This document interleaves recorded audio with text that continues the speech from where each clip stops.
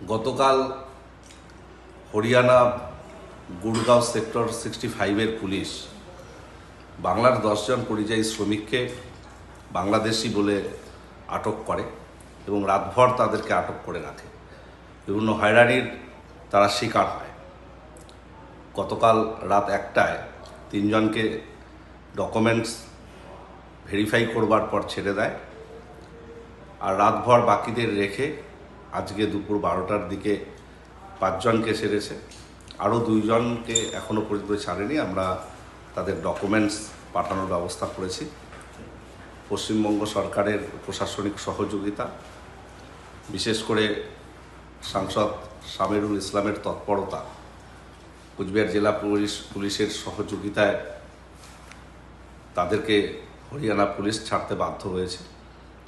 কিন্তু যেভাবে বাংলাভাষী মানুষদের, শ্রমিকদের হেনস্থার শিকার হতে হচ্ছে বিজেপি শাসিত রাজ্যগুলোতে, বিশেষ করে হরিয়ানার গুরুগ্রামে পরপর 3-4টি ঘটনা আমরা চাক্ষুষ করলাম, যেটা অত্যন্ত অমানবিক ও নিন্দনীয় পালন করছে বিজেপি শাসিত রাজ্যগুলো। এটা অত্যন্ত দুর্ভাগ্যজনক।